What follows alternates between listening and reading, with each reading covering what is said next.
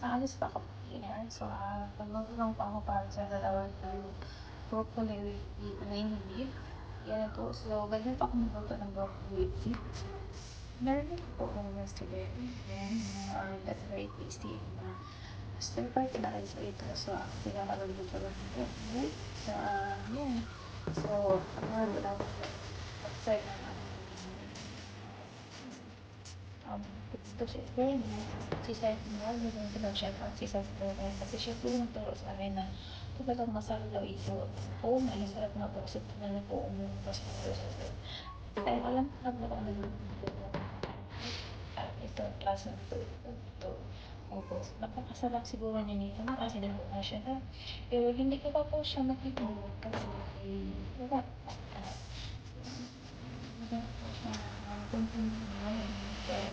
Ang kalapit po lang sa akin. Food flour po. Probably dalawang spoon. Gusto ko natin ulit ito. Yan. This is really unrealistic. So, very good na yun. Tulong ako siya. So, yan. Pangalan po yung tulong. So, ito pa naman siya ang mga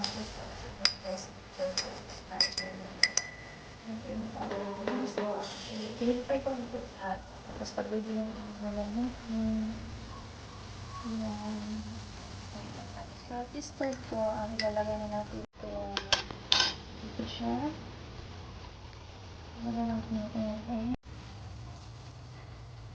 So, ang kalapot po yan sa sabaw. Sarap kasi gagawin ito. Medyo malapot-lapot po ang sabaw. So, ayun po, luto na po yan siya. Ito siya na. Pakuluan na sa puso.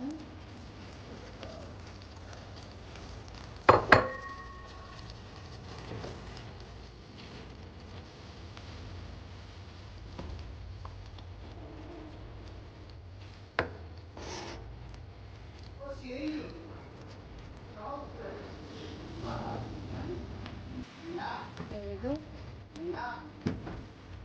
Ito lang po yung mga mashi. Ganyan lang po.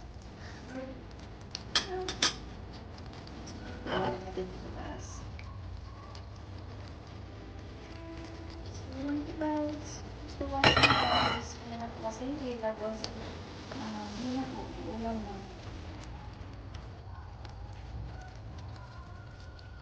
Sarap po niyan guys. Sobrang sarap niya. Special. Made special.